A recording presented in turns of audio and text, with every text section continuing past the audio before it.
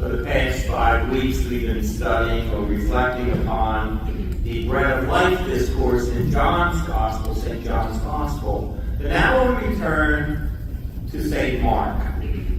The Gospel of St. Mark is written for Gentiles who became Christians. We can see this in the Gospel itself, where Mark takes the time to explain Jewish customs to the people because they're not necessarily familiar with them. If it was written to a Jewish crowd, they would know the customs, but Mark is writing to a Gentile crowd who became Christians to teach them. And so we have a focus on the Scriptures about the law of God, the law of man. We create laws on earth. We live by certain regulations. We'd have absolute chaos if we didn't have certain laws. Just think of driving. You have to stop at times. You have a green light, a yellow light, a red light. And if we don't observe them, then we have chaos. We have problems, speeding, and all those things that are created for our benefit so we don't harm ourselves or harm others. But they're human laws. But we have to reflect upon the fact that God has design and order, and He has laws that He has created. And they keep the universe intact. But they also are meant to benefit human beings. They're meant to benefit us so that we don't hurt ourselves or even destroy ourselves. Like, thou shalt not kill, right? Those particular laws of God are meant so that we will benefit from them, so that we will have life. So we begin this week's study of the Scriptures looking at the book of Deuteronomy. And it's a book of law. Deuteronomos means the second law. So it's a book of laws. And Moses is talking to the people. He's near the end of his life. And he's talking to a second generation. Moses lived a long time. And the initial people who experienced the departure from Egypt and going into the desert, they wander for 40 years. Well, most of them are dead now. And he's speaking to the next generation of Jews. And he's teaching them to say, you have to observe the law. Hear, Israel, hear the statutes and decrees which I am teaching you to observe.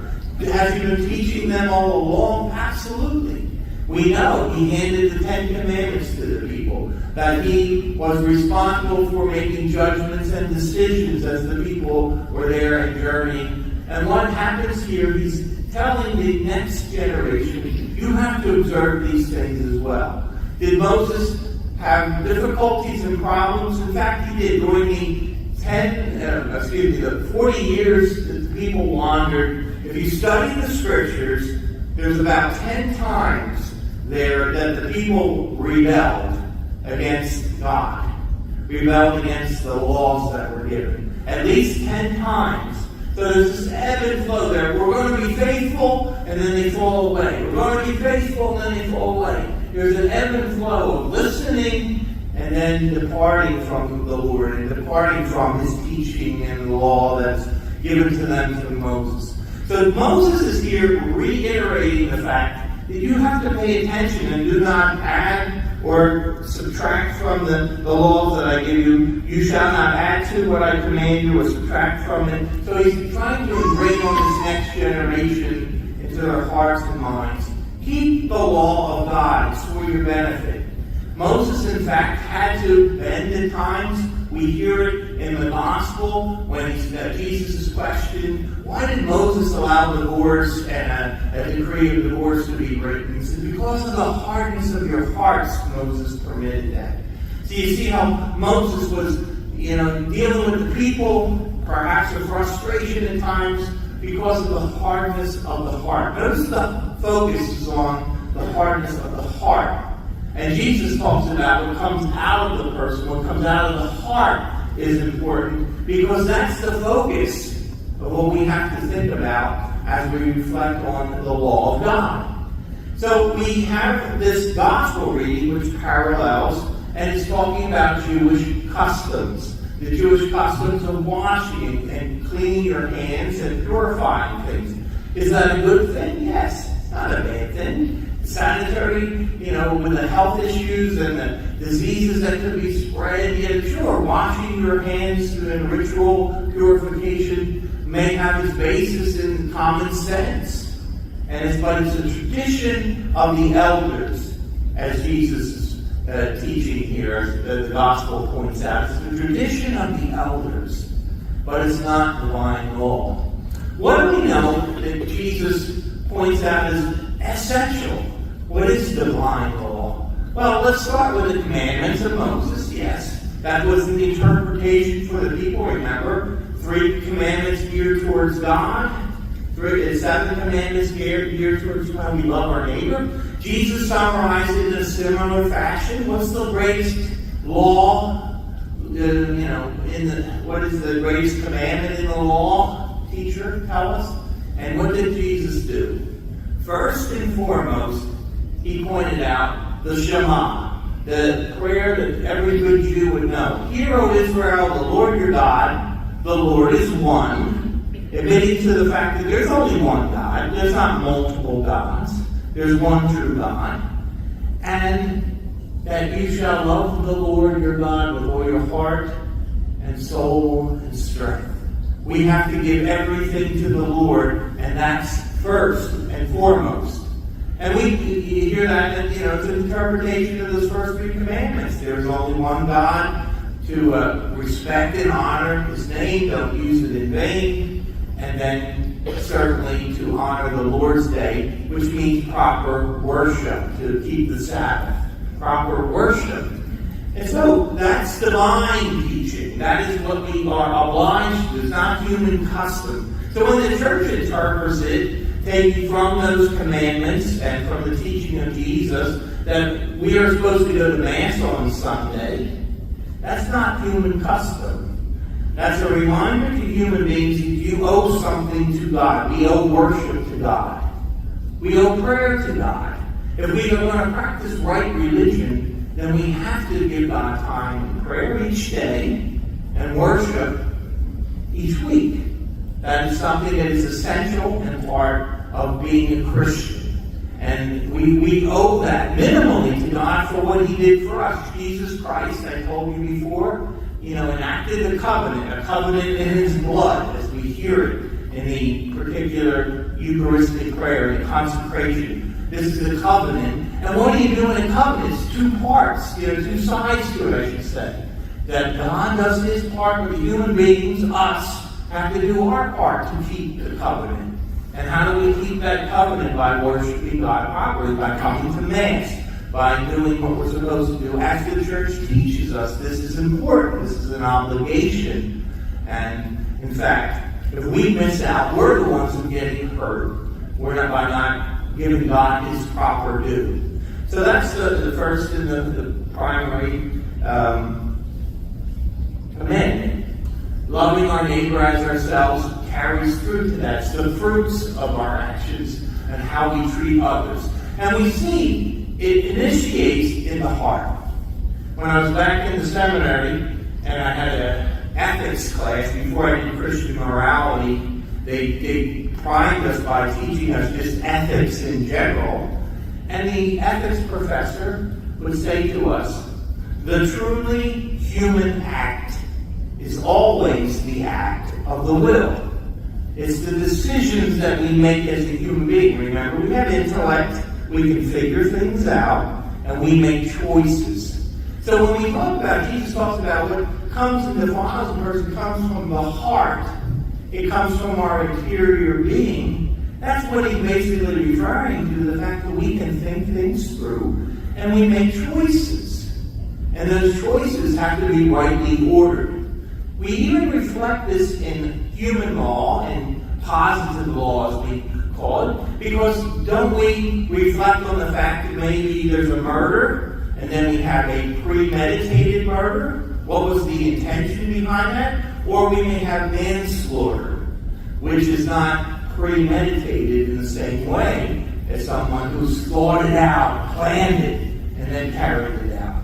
You see, it's the intention in person. It's what's in the will that we're looking at. And in fact, that's what Jesus brings out by all these sins. From within people, from their hearts come evil thoughts, unchastity, theft, murder. Where's the start? By thinking about it. I'm going to do this. I'm going to carry this out. I'm plotting. I'm understanding within myself, this, begins with my thought process or my desire or my will. And so there's a good examination of conscience for everyone. When you go to confession, look at the list that Jesus creates that comes out of a person. That they kind of parallel a lot of the commandments about murder and adultery and greed, stealing, malice, hatred of someone. Let's look at those and say, am I guilty of these things? Because that's where the problem starts. Jesus talks about that in many other ways. When he tells us to get rid of the root of the problem, and the root of the problem comes from within, from the heart. And that's the focus here of his teaching. It's not necessarily just the human precepts, going through the motions, but it's getting to the point of what are your decisions involving? And what are you thinking about? What's your motive for doing what you do? That's the human act, the act of the will. How about if we take a moment and apply this for some Catholic things, so we can put it into a Catholic. This is a Jewish example he gives about washing hands. Let's look at a practice in the church that was very much every Friday of the year. It was not eating meat on Fridays. But whatever the motivation, how it was initiated, the idea was this. Let's do something to recall the day on which Christ died. Let's make a sacrifice on that day. So in the Universal Church, and if you're as old as me or older, you certainly know that every Catholic for years had to not eat meat on Friday. Make a sacrifice, in other words. Was this a commandment of God? No.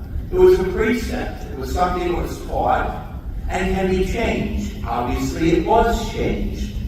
But, you can't find it in the Bible, you shall not eat meat on Friday. It's not there. But the idea, let's get to the motivation, let's get behind it, is to recall the fact that Christ died on that Friday. Let's make a sacrifice. So we renew that again in Lent, right? We're not supposed to eat meat on Friday in Lent. Make a sacrifice. It's the opposite of killing the fattened calf and celebrating, that we refrain from that celebration and make a sacrifice. But the church, very interestingly, when it changed the precept, changed the teaching, it said, now you may eat meat on Fridays, but do something to replace it. Do something penitential on your own. Make your own choice. You may not be required to do something, but now you choose the penance, or you choose the act that you recall Christ on Friday. That's the fact that God. I wonder how many people ever do that anymore.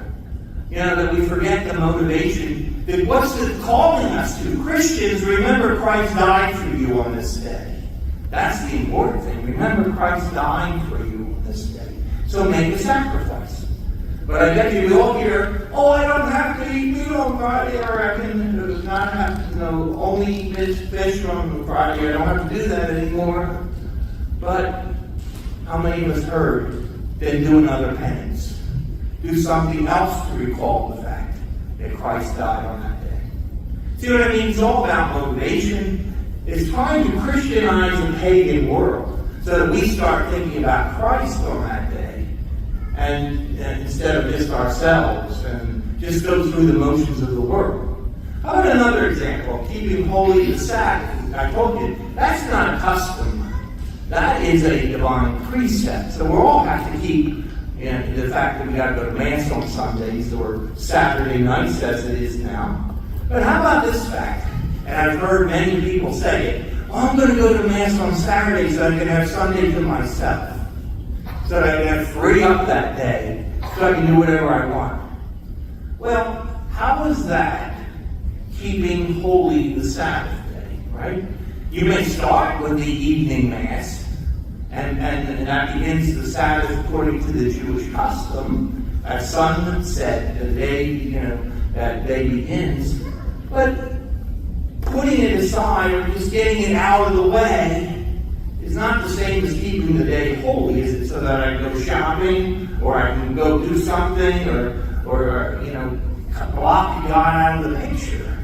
Doesn't that kind of miss the fact that that day is holy unto the Lord? And Sunday is holy because it's the day of the resurrection. And the fact that we're supposed to recall Christians that this is the day Christ rose from the dead. He conquered death this day. And that's why we keep it holy. Years ago they didn't open stores, or kids didn't have sporting events on Sunday because parents said, no, this is the day we worship. This is the day we keep holy. Look at how society has changed and disregards the law of God this time. Our world has become more secular rather than Christianized. We even call it a post-Christian world at times. That's sad. But may I remind you of what St. James says. Who's St. James? He's probably the cousin of Jesus. And we have this particular ending to the passage that we read. Religion that is pure and undefiled before God and the Father is this: care for orphans and widows in their affliction.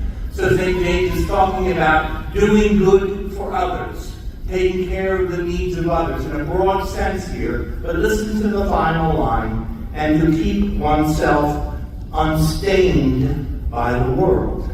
Because the world has its values, and it tries to teach us according to these pagan principles, and do whatever feels good, and do whatever you want to do. But how does that call us back to God? How does that Christianize the world?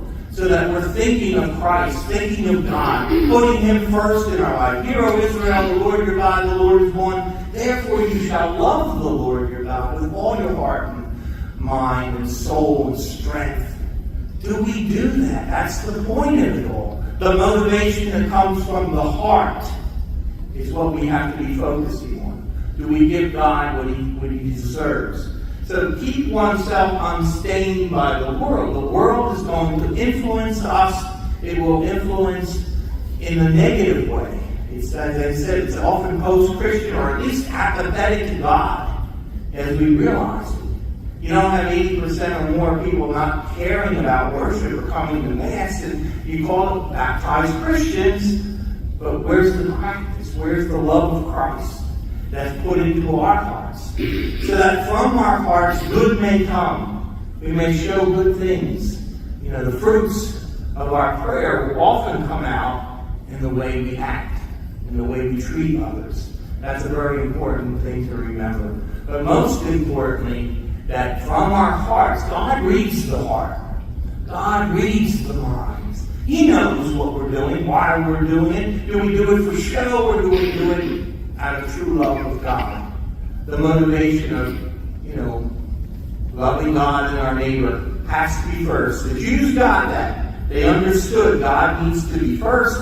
Jesus elevated the second commandment to say, love your neighbor as yourself. He put it up there as important. But the idea is that we keep it, and from our hearts that we realize that we have to have that inner relationship with God, inner relationship that is so important, that we keep ourselves in the state of grace, and that we try to let all of our actions be motivated by our love of God. May God bless you today.